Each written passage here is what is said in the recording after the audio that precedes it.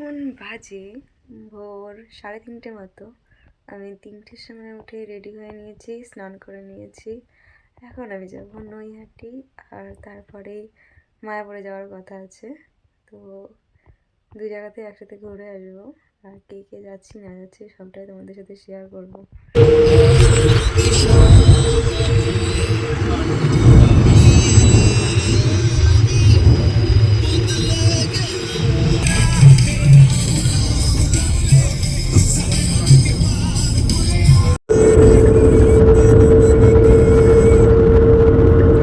তো চলো আজকের মতো ব্লগটা এখান থেকে শুরু করি। তো hey everyone, welcome back to my another blog. চলে এসেছি আবার একটা নতুন ভিডিও নিয়ে। তো ভিডিওটি স্কিপ না করে দেখতে থাকো। সেদিন তো মায়ের স্থানে যাওয়ার জন্য আমি খুব ভোরবেলায় ঘুম থেকে উঠে স্নান করে রেডি হয়ে নিয়েছিলাম। ওই রাত্রি 3:30 বাজছিল তখন, আর আমাদের বেরোতে বেরোতে কিন্তু 5টা বেজে গিয়েছিল। আসলে কি বলতো, মায়ের স্থানে যাবো বলে রাত্রিবেলায় এক্সাইটমেন্টে ঘুমই এসেছিল না, ওই জন্য 3টের সময় ঘুম থেকে উঠে স্নান করে রেডি হয়ে নিয়েছিলাম তাড়াতাড়ি। আর তাছাড়াও ভাই আমার আগে থেকে বলে রেখেছিল যে ভোর 4টের আগে রেডি হয়ে থাকতে, তাই আমিও সেরকম দেরি না করে 4টের মধ্যে রেডি হয়ে নিয়েছি। নৈহাটিতে পৌঁছে আমরা কিন্তু সোজা কোথাও না দাঁড়িয়ে চলে গিয়েছিলাম গঙ্গার পাড়ে স্নান করার জন্য। যদিও বা আমি স্নান করে গিয়েছিলাম, তবে আমরা যাদের সাথে গিয়েছিলাম তারা কিন্তু কেউই স্নান করে গিয়েছিল না, এমনকি আমার ভাইও স্নান করে গিয়েছিল না সেখানে স্নান করবে বলে। স্নান হয়ে যাওয়ার পর আমরা ডালা নিয়ে চলে গিয়েছিলাম লাইন দাঁড়ানোর জন্য। আর সেদিন যেহেতু শনিবার ছিল তাই কিন্তু প্রচন্ড পরিমাণে ভিড় হয়েছিল। আর আমরা তো এই মন্দির থেকে প্রায় 500 মিটার মতো ভেতরে লাইন দাঁড়িয়েছিলাম। তবে লাইন অতটা দূর হলেও সেদিন কিন্তু লাইন বেশ তাড়াতাড়ি এগেছিল, তার জন্য আমাদের তাড়াতাড়ি পুজোটা দেওয়া হয়ে গিয়েছিল। অবশেষে আমরা মায়ের মন্দিরে ঢুকে পড়েছিলাম, কিন্তু তখনও পর্যন্ত আমরা মায়ের মুখ দেখতে পেয়েছিলাম না। আর মন্দিরের ভেতরে প্রবেশ করার পরে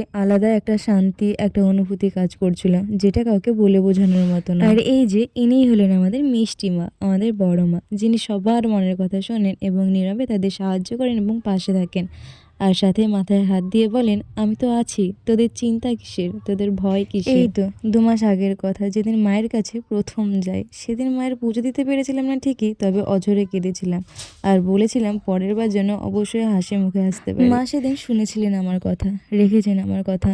আমি গিয়েছিলাম মায়ের কাছে হাসি মুখ নিয়ে। সেদিন ছিল আমার ভাইয়ের সফলতার দিন। এরপর মায়ের স্থান থেকে বেরিয়ে চলে গিয়েছিলাম ভগবান শ্রীকৃষ্ণের স্থান মায়াপুর। সেখানেও পেয়েছিলাম আলাদা একটা শান্তি। আসলে কি বলতো, মানুষ যেখানে শান্তি খুঁজে পায় সেইখানেই কিন্তু বারবার করে যায়। আমার ক্ষেত্রেও জিনিসটা একই রকম। আমি তো এর আগেও 5 থেকে 6 বার মতো মায়াপুরে গিয়েছি। আমার কিন্তু এখনকার ফিলিংটাও সে আগেকার মতোই রয়ে গিয়েছে। সত্যি কথা বলতে গেলে ভগবানের যে কোনো স্থানে গেলেই মনটা যেন শান্তিতে পরিপূর্ণ হয়ে ওঠে। আর মায়াপুর জায়গাটা আমার বরাবরই ভীষণই পছন্দের। সেখানকার মানুষজন, সেখানকার পরিবেশ, সেখানকার কালচার সবকিছুই কিন্তু আমার বেশ ভালো লাগে। আমরা তো এর আগে যতবারই মায়াপুরে গিয়েছি ততবারই সেই ভোরবেলাতে গিয়েছি, ওই জন্য পুরো মায়াপুর আর নবদ্বীপ একসাথে ঘুরে দেখতে পারতাম। তবে এইবার যেহেতু বিকেল হয়ে গিয়েছিল আমাদের যেতে যেতে, তার জন্য আর ঘুরে দেখতে পেরেছি। সেই দিন আমরা মায়াপুরে পৌঁছে একটু ফ্রেশ হয়ে চলে গিয়েছিলাম স্কনের ভেতরে, আর বেরিয়েছিলাম একদম সন্ধ্যা আরতি শেষ করে। আমি তো এর আগেও অনেকবারই মায়াপুরে গিয়েছি, তবে সেখানকার ভোগ প্রসাদ কিন্তু আমি কখনোই পাইনি। তবে এইবার ভাগ্যবশত আমি এই ভোগ প্রসাদটা পেয়ে গিয়েছি। আর সত্যি কথা বলতে গেলে প্রসাদের টেস্টটা কিন্তু দুর্দান্ত ছিল। এরপর সন্ধ্যাবেলায় ভেজ মোমো খেয়ে চলে এসেছিলাম বাড়িতে।